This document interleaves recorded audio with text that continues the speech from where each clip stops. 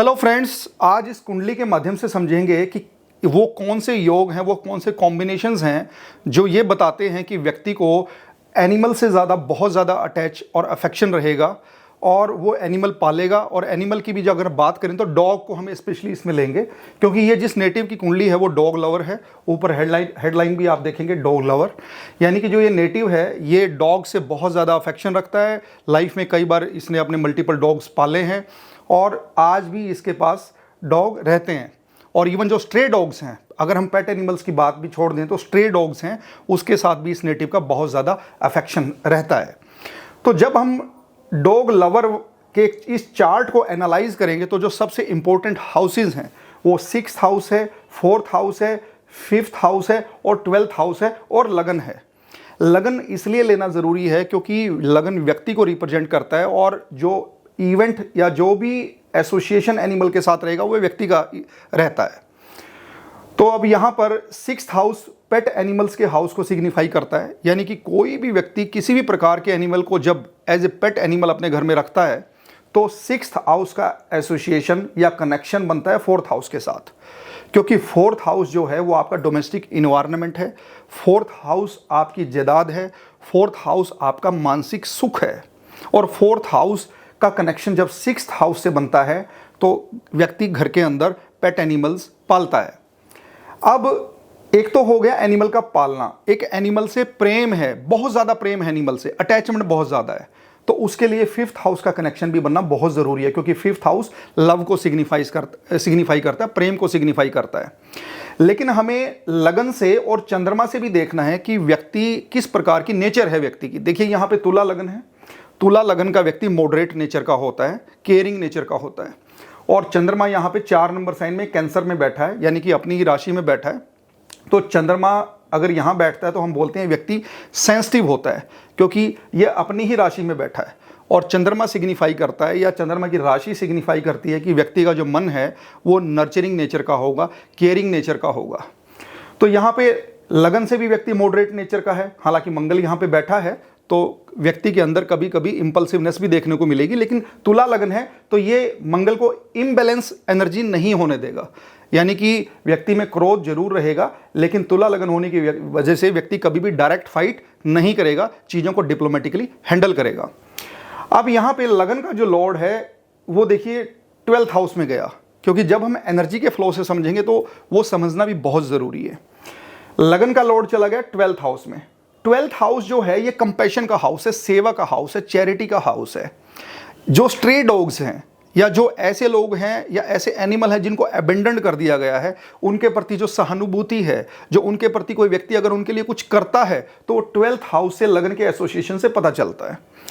6th house domestic animals का है और 5th हाउस प्रेम का है। लेकिन ये जो नेटिव है ये पेट एनिमल्स के तौर पे इसका जो बहुत डीप एसोसिएशन रहा है वो पेट एनिमल्स में डॉग से रिलेटेड रहा है। तो डॉग को रिप्रेजेंट करता है केतु प्लेनेट और सैटर्न का भी डॉग से संबंध है। तो यहाँ पे एनर्जी का फ्लो देखिए कितना ब्यूटीफुली इस चीज़ को समझा रहा है। देखिए 5th हाउस में 11 नंबर साइन है एक्वेरियस और 4th हाउस में कैप्रिकॉर्न साइन है, यानी कि दुनिया में जितने भी तुला लगन के लोग पैदा होते हैं उनकी 4th हाउस की और 5th हाउस की एनर्जी आपस में इंटरकनेक्टेड है, यानी कि 4th है आपका मानसिक सुख इमोशंस और 5th है आपका लव। तो लव और इमोशंस यहाँ पे कंबाइंड हो जाते हैं। अब यहाँ पे 5th हाउस में बैठा है केतु जो डॉग को रिप्रेजेंट करता है और 5th का जो लॉर्ड है सैटर्न वो चला गया 6th में, यानी कि 5th की एनर्जी कहाँ जा रही है, 6th में जा रही है। यानी कि व्यक्ति का लव कहाँ जा रहा है, पेट एनिमल्स के पास जा रहा है।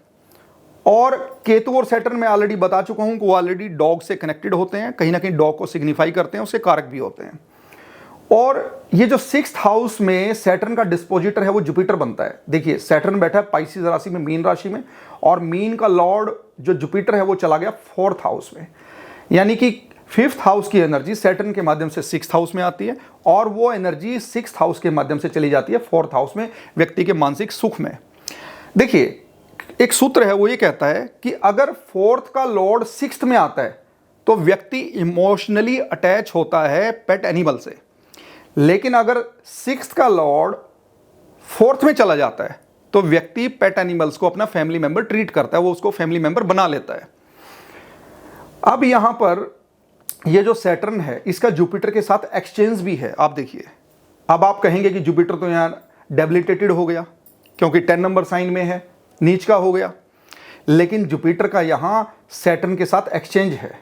जुपिटर सैटर्न की राशि में बैठा है, सैटर्न जुपिटर की राशि में बैठा है। इन दोनों में एक्सचेंज होने की वजह से जो डेबिलिटेशन था वो नीच भंग हो गया। अब यहां नीचता का प्रभाव नहीं रहेगा। तो यहां पर सिक्स्थ की एनर्जी और फोर्थ की एनर्जी आपस में वेल इंटरकनेक्टेड हैं, और फिफ्थ की एनर्जी भी सिक्स्थ के माध्यम से फोर्थ में पहुंच रही है। तो यानी कि प्रेम पेट एनिमल से और व्यक्ति के डोमेस्टिक इन्वायरमेंट में उसके मानसिक सुख में पहुंच रहा है। अब ये जो सैटर्न है सिक्स्थ हाउस में, जो प्रेम का लॉर्ड है यानी कि फिफ्थ हाउस का लॉर्ड है, ये लगन के लॉर्ड वीनस को एस्पेक्ट कर रहा है यहां पर सेवंथ दृष्टि से, और इस प्रकार ये फिफ्थ हाउस की एनर्जी कहीं ना कहीं लगन से भी कनेक्ट हो रही है।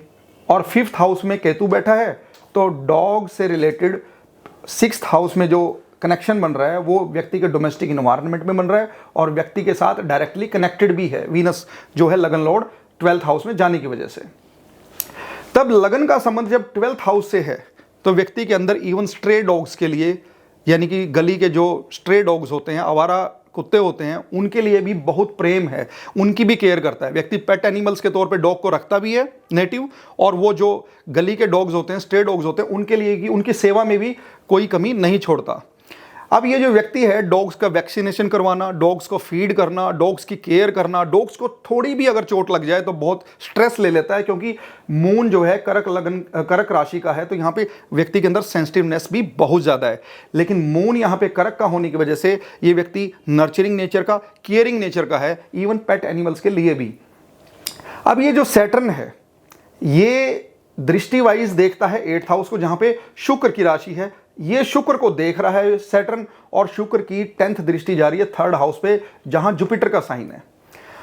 अब 4th हाउस सुख का स्थान है। 4th हाउस ये बताता है कि व्यक्ति को सुख कहां से प्राप्त होगा। देखिए, एक तो 6th की एनर्जी 4th में गई, तो यानी कि व्यक्ति को 6th हाउस की चीजों से सुख प्राप्त होगा, और 6th हाउस के अंदर डोमेस्टिक एनिमल यानी पेट एनिमल्स आते हैं, तो व्यक्ति अपने घर में पेट एनिमल्स रखेगा जिसको उससे मानसिक शांति प्राप्त होगी। जुपिटर यहाँ पे 3rd हाउस का लॉर्ड भी है, और 3rd यानी कि 3rd हाउस किस चीज को सिग्निफाई करता है? 3rd हाउस हमारे सिबलिंग्स को, जो हमारे यंगर सिबलिंग्स होते हैं उनको सिग्निफाई करता है।